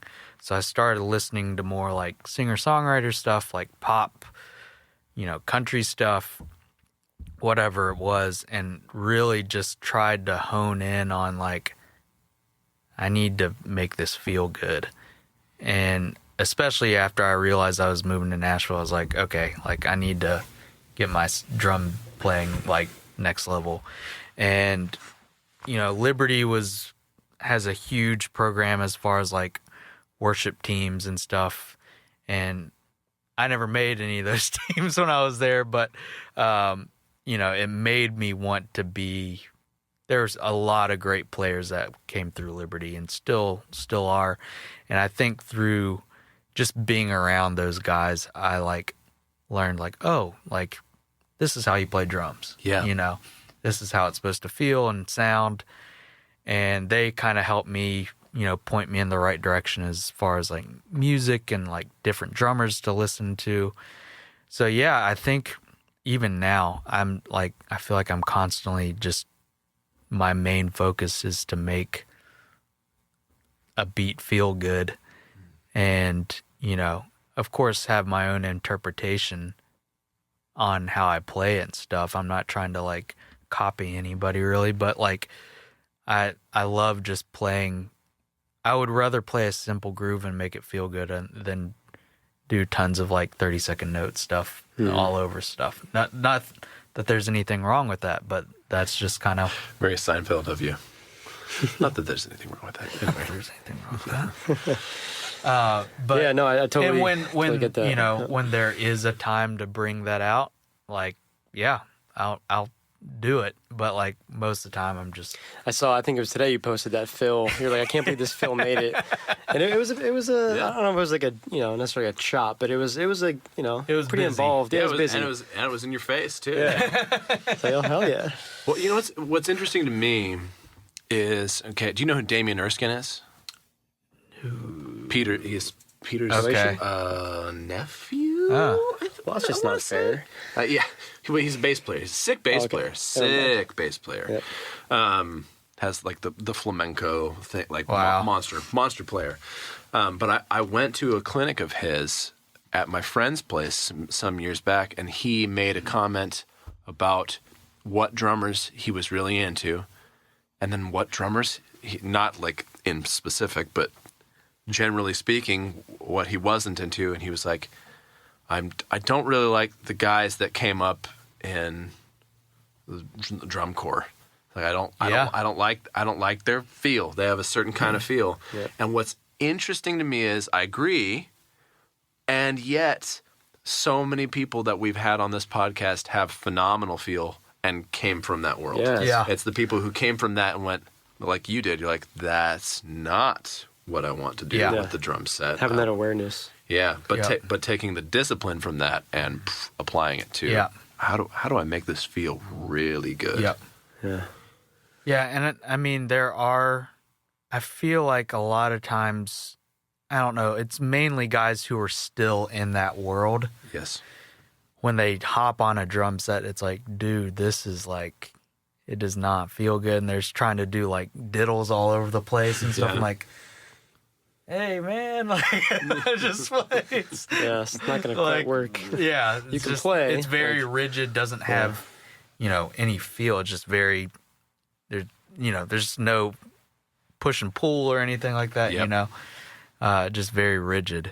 So, like, I kind of recognized that about my playing when I was in college. I was like, okay, I need to get better, What did you do specifically to kind of change that mindset? It sounds like maybe a lot of listening. A lot of different listening. bands, songwriters. Yeah. Maybe talk a bit about it, like your actual practice approach and how that maybe shifted. Yeah, I think a lot of it was like listening to more music with that kind of drumming. And just, like I said, there's a very big community of drummers in Nashville.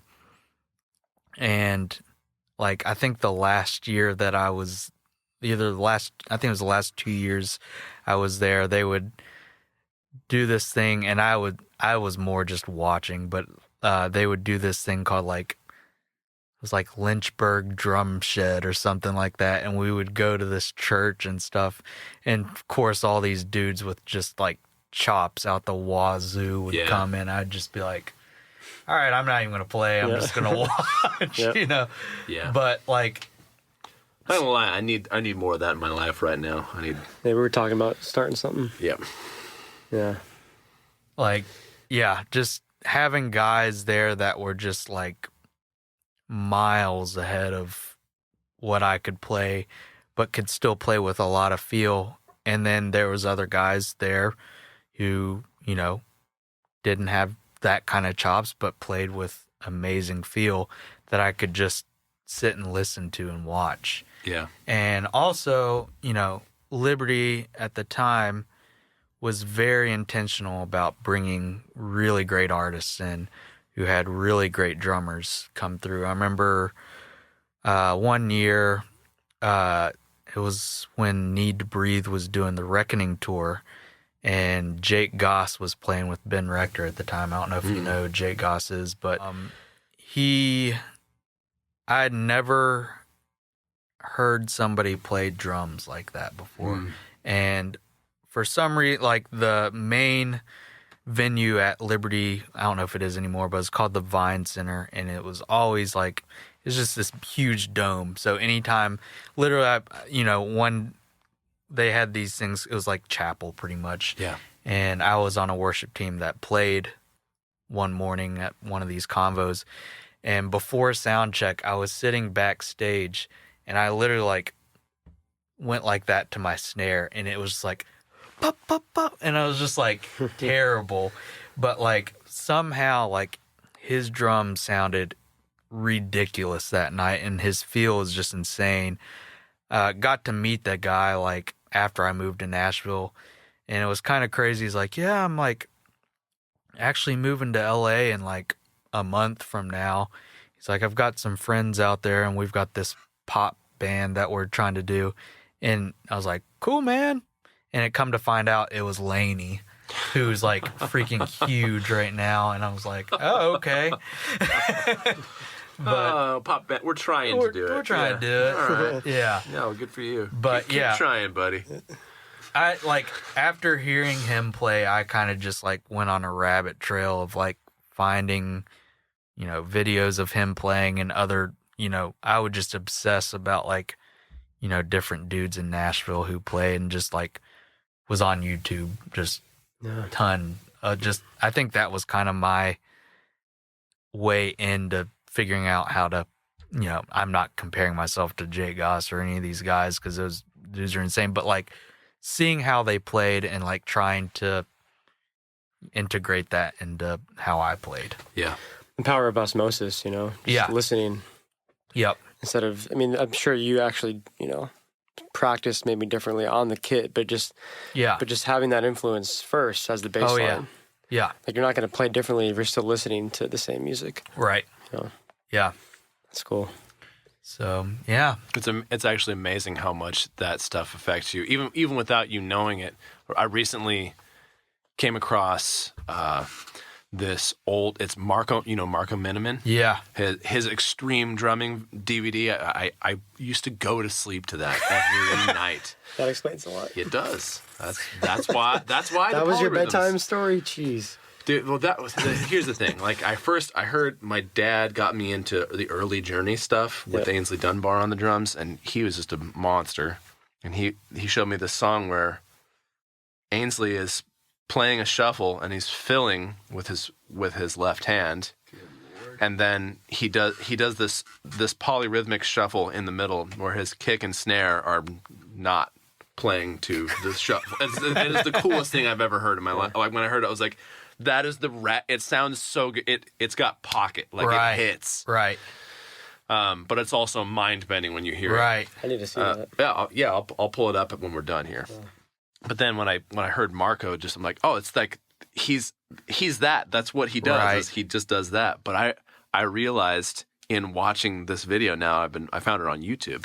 I'm like, oh, I stole a bunch of those phrases from him. A bunch of the stuff, like little motifs that he uses. I'm like, I've been using those for the last 10 years. But just from listening, like falling asleep. Yeah, I'm like, oh, that's it's been in there. I didn't even know. I'm like, I use it and I take it for granted now. I'm like, it's ingrained. Yeah, so same idea. No, it's good not to underestimate what listening brings. Yeah. I'm a simple drummer. Yeah, well, I mean, that's the reason you're getting hired. And so kind of talk about, as we kind of wrap up, your current sort of week to week of tracking, of kind of doing the artist gigs when it makes sense to, and of course doing the kind of balancing that with the acoustics. Yeah. How does that all sort of play nicely together? Man, I feel like every week is different. And sometimes I'm literally going, taking it a week at a time. It's like, well, don't have anything booked. And then, something usually always comes through. And it's definitely a mixture of things. Like, I would say for the most part, it's kind of 50-50 as far as panels and sessions go. But yeah, usually, I guess for instance, this week, I have had a couple sessions this week. And then today I was working on some panels that I'm finishing up, running to Home Depot and, cutting plywood and all that stuff. Do they know you by now? Like, you're a regular? Not yet. Maybe, I don't know. I am definitely a regular at the insulation place now. Yep. So, but yeah, it's definitely different because, I mean, with the studio, I rent it out to people, whether they, have a drummer that they work with and they just want to come in and track drums, or if somebody wants to, track a vocal or just use the space for whatever, I rent it out. I also rent it out for rehearsals. So, it's really nice when I'm playing with an artist and I don't have to lug my drums somewhere. Yes. Mm-hmm. So I'll rent it out for that. Most of the time I'm mainly just using it to track drums for people. And then, other times people have me edit stuff for them. And then, aside from that, building panels, going to different people's studios to kind of assess their studio and tell them what they need. And then as far as touring goes, it's very few and far. Like, I feel like it's, very sparse. Just because, I'm not necessarily putting myself out there to tour much these days. I did the Tenille thing last week. I'm playing at the Basement on Monday. And I think I'm doing some shows with like a indie pop band artist. They've got like a show in March, and then I think like a Nashville show the following month, but very spread out kind of stuff. I've been asked to audition for a couple people, and like I've just kind of turned that stuff down because it's very intense touring stuff, and I'm like, it's just not really what I want to do right now. Yeah. So it's nice to be in a place where I can, like, it's still hard to say no to stuff because it's like, yeah, I love playing in front of people, but it's like, I love being home. Like, I love doing what I'm doing. Yeah. Love being with my wife. Like, this is like the most time we've been together in a long time. And, especially with her health now, it's like my main priority is, I've got to take care of her. Yeah, of course. And, as far as priorities goes, it's like, for me, it's like it's family and my wife. I get to do the music and stuff, and that gets to be my job. Like, that's a privilege. Like, that's awesome. Like, I'm never gonna, I don't know, never, but like, I think everything I do, I try to just do it because I want to put food on the table for my family and stuff like that. And it's like, it's cool that I get to have a job doing what I love. I try not to take that for granted. Like, it's a privilege that I get to play music for a living and build sound panels for people.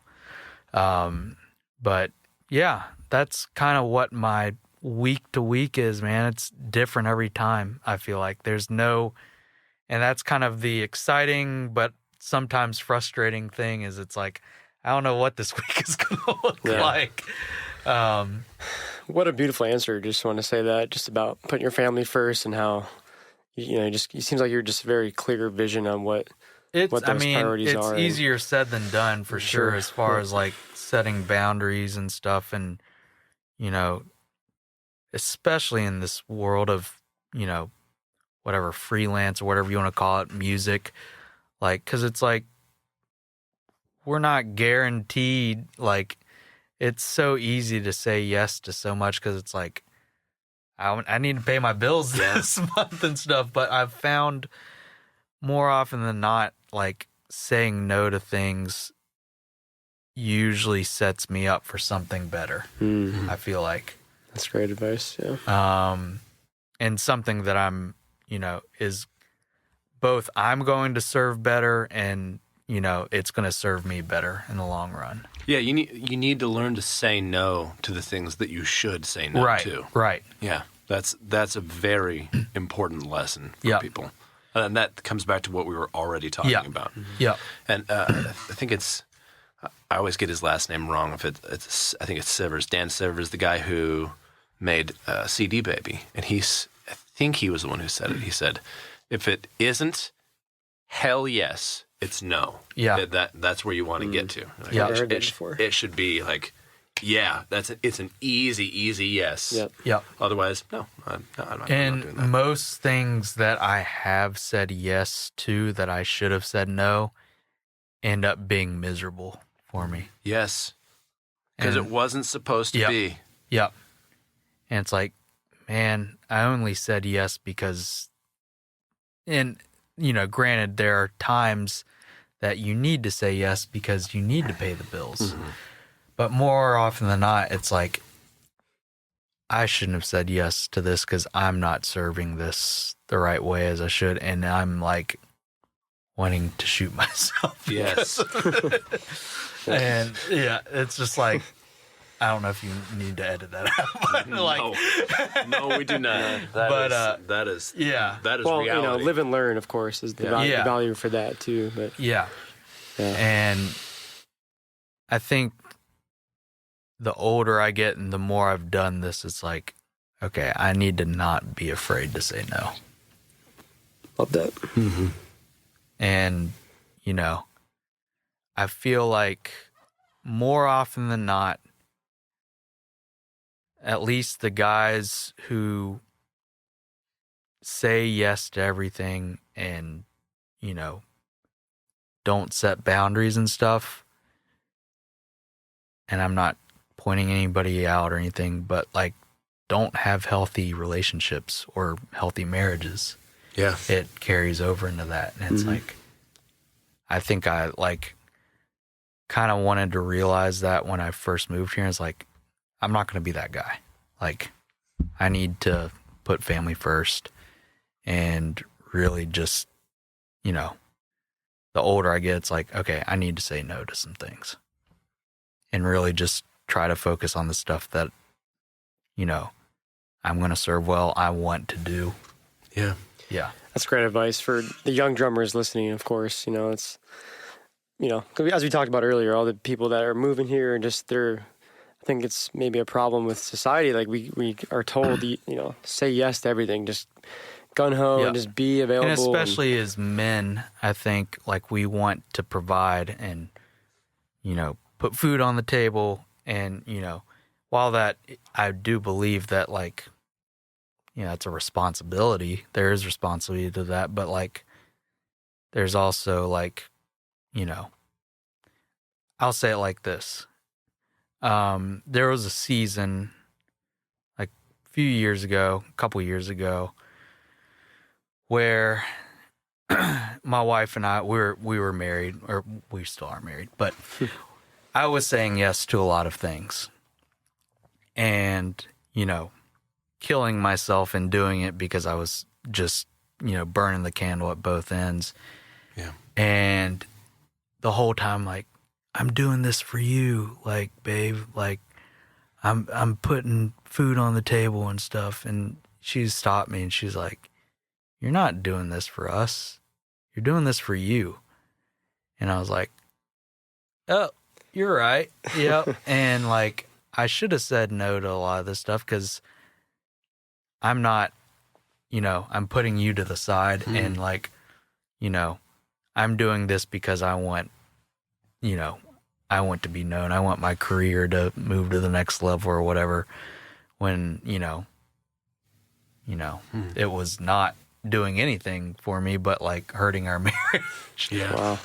So, and, I think two single people or married people, like if you get married, like your priority needs to be your family. Yes. And I think I've just seen a lot of people with broken marriages or in divorce and stuff like that. And I'm like, okay, like obviously, and it's not always work that ends that. But a lot of times as men, I feel like we just want to conquer the world and do everything. Yeah. And we let things slip through the cracks. And it's like, I need to not be that guy. Yeah. That was almost me. Yeah. Yeah. That'll be a subject for, we'll talk about that another time, but that was almost me. Yeah. Very, very close. Hair's breadth from my marriage being totally over. And we say that we're doing it for our marriage or because we need to put food on the table and stuff. Yeah. When my situation was different, but some of those same principles at play, like just my focus was in the wrong place for a long time. Yeah. Bottom line. Yeah. Well, it's amazing that your wife had that wherewithal to give you that wake-up call, and she was always supportive of you. Yeah. The lesson here is to always listen. Wise, my friend. Always listen to the wife. That's or your significant other and whatever. But any takeaway? Good takeaway. Yeah. Yes. Well, that's the thing. Bottom line is like you should listen to what your spouse is telling you. Yeah. Wives, listen to your husbands. Husbands, listen to your wives. Like listen to what they probably have very valuable input for your life. If it's you chose not them for a reason, right? Yep. And if it's affecting your marriage, it's also affecting your relationships and how people are seeing you. Yes. Mm-hmm. Like and if you think that's not going to affect you professionally, then you're an idiot. Yep. Like, period. The end. Yep. Yeah. Yeah, that's a great story. Thanks for sharing. Yeah, that's great. Honestly. Yeah. Thank you. Yeah. Well, should we kind of wrap things up here? Yeah, I think so. This is probably a great place. I feel like that was an excellent punctuation. Yeah. Favorite restaurant in Nashville? Oh man. Start us out. I don't know. There's so many good restaurants. All right, give us a top 3 to 5. If you can't go just 3, give me a 5. You're handed a $100 gift card for the weekend. I haven't gone here in a long time, but I love going to the pharmacy when I go. Oh, that's my spot. Yeah, it's like one of the best burgers in my opinion. A lot of people's opinion, that's the best burger. Otaku. Yeah, buddy. Their ramen is very good. Have you been to that? What's it called? 210 Jack? Yes. Yeah. I think 210 Jack's really good pizza. Noodles are better. Maybe they're I don't know. I'm sorry, not. Otaku has more selection, but I feel like 210 Jack is more like authentic. Okay. I guess. Okay. I still haven't been there, but I just heard nothing but raving about that place. Okay. Oh, okay. Man. That kind of answers it. Yeah. Give me one more. Because you're we're good. Shoot. Yeah, buddy. Do you do the hot chicken? Is that? Yeah. You do? Okay. I do. How spicy can you handle? I like. How spicy can you handle? I like very spicy. Thank you for recording the intro to your own episode. This is perfect. Now we don't have to do that now. It's great. No, I like pretty spicy. Not like in pain, but usually like if it's a 1 out of 5, like I'm usually like a 3 or a 4. Ooh. Okay. So if you say go to a Thai food place, you yes. Ooh. Okay. Yes. I'm usually a 3 or 4 would be scary. Yep. That 4. Ooh. And it depends though, because some Thai places are like you like expect for 3 to be pretty hot. Yeah. And then it's like not spicy at all. Yeah, that's true. I had the the misfortune, you can call it fortune, I guess, of going to my buddy's place, and he lived, he took Kung Fu, and he actually lived with his Kung Fu master for a minute. Oh, wow. And It's intense. his master was married to this Thai lady, and she made us papaya salad, and I'd never had it before. I was like, this is awesome. Yeah. And she's like, would you like to try mine? And I said yes, and that was very foolish of me.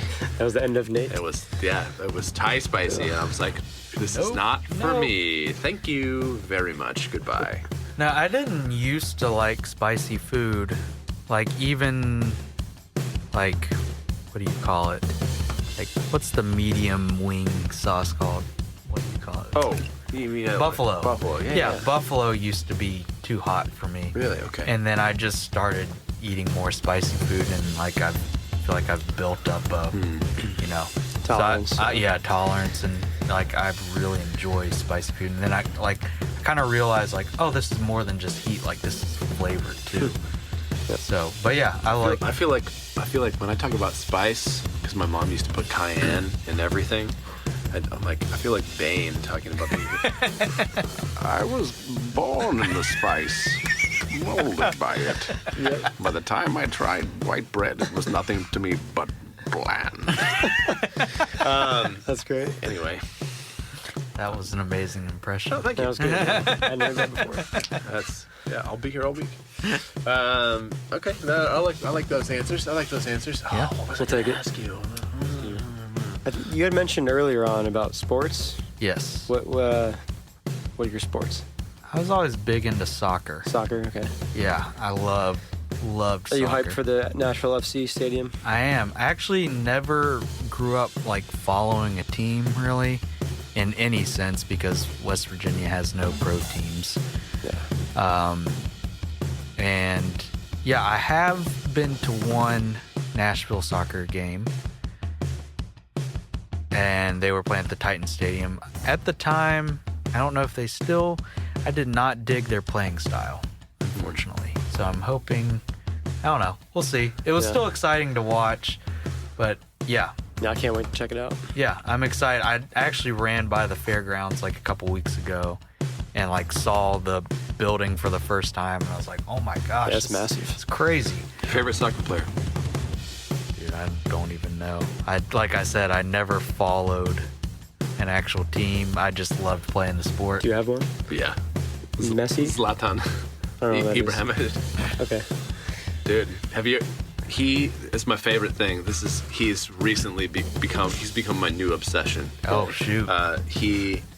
So usually when players leave a city, they'll take out an ad in a local paper and thank the city. I didn't know that. This guy Did not. turned down a $100 million contract to play for China and went to play for LA for Galaxy instead. And he took out a 2-page ad in the LA Times. First page, blank. Second page, Dear LA, you're welcome. Oh my god. Ibrahimovic. That's ballsy. Yeah. That's a flex. That is a flex. And they are. He's the best. Yeah. He's incredible. he's such a monster. And when he whenever he talks, he talks about like how much better he is. People are like, oh, he's so arrogant. There's this great interview where somebody's asking him who the best kickers are in the league, and he names 2 guys, and he says, yeah, they're very good, very good. And the interviewer asks him, I noticed you didn't say yourself. They were kind of baiting him to say himself. And he's like, oh, well, yeah. And he says it so matter of fact. He's like, well, yeah, I'm a lion. They're men. He's like, lions don't. I need to meet this guy. Don't I compare need to see themselves this with guy. men. Oh my gosh. Why would I do that? But then I watched an interview where he was explaining why he talks like that. He's like, yeah, if I don't talk like that, I won't believe it, and I can't play at that level. He's like, I have to say that. I have Wow. to. He's like, he's basically programming it. Yeah. He's actually like That's a really why I did sweet the guy. 2-page ad. Yeah. He's Yeah. like, dude, that's awesome. I love that. It's like manifesting your own glory. He's like, yeah, I'm awesome. Like, if you don't believe, your ability is capped at whatever you Right. believe. Yeah. So maybe you can believe higher than you are, but you can't get higher than you believe. Yeah. Yep. Yeah. So cool. So, sky's the limit for that guy. Anyway. That's it. We're taking a 2-page ad. Nashville Drummers Podcast. Dear Nashville. You're welcome. Okay. I just decided. We don't have the money for that, but No, but we'll figure it out. I might just have to do it anyway. Hilarious. Yeah. Take out a loan. I don't care. Amazing. Yeah. All right, man. Where can people follow you on social media? Both you and your acoustics. Yes, business. I have 3 different 3 accounts. Instagram accounts. Ridiculous. My personal account is alex.mcvey or alex.mcvey, and that's spelled MCVEY. My studio account is lake.house.studio. And unfortunately, Instagram is being weird and not letting me post things with captions. And then when I go to post a story, I don't know what it is. I'll fix you. I do social media every day, so Okay. I'll It's take weird. a look. So I haven't posted on Followed. Yeah. there. Yes. And then my... You gonna follow me back, bro? What's up? I'm It's doing been it 2 right seconds. now. Come on. Come on, man. now. Validate me. Thought he's a good guy. This whole conversation. Got it. And my acoustics page. I feel like he's gonna think I'm a complete psychopath when he leaves it, dude. Oh, he probably already thought that. I You think he waited till met now? the weirdest guy. Dan was super You cool. won't His believe. co-host was Yeah. a lunatic. He literally threatened me that if I wouldn't be allowed to leave the room, he would keep Pepper. That's how I heard it too. Yeah. Yeah. Sorry. Continue. My acoustics Instagram is at McVey Acoustics. Again, MCVEY, not Timothy McVeigh. MCVEIGH. I'm so glad you made that joke before I could even make it. Cool. Well, dude, we'll link to all that in the Awesome. episode. And thanks so much for doing this. Thank you for so having cool me. to kind of learn your It's been story. great. And it's been awesome to hang out with you all. Yeah, what a Yeah, man. pleasure. I'm sure we'll keep in touch. Love to have you back on. Woo. Cool. Thanks for listening to this episode of the Nashville Drummers Podcast. If you liked it, please consider leaving us a review on the Apple Podcast app. Also, definitely check us out on Instagram. You can follow us at Nashville Drummers Podcast. If you're interested in being on the podcast, go ahead and send a message to either Dan or myself, or you can send it directly to the Nashville Drummers page on Instagram, and we will talk to you and review your case. And we'll judge you harshly. Just kidding.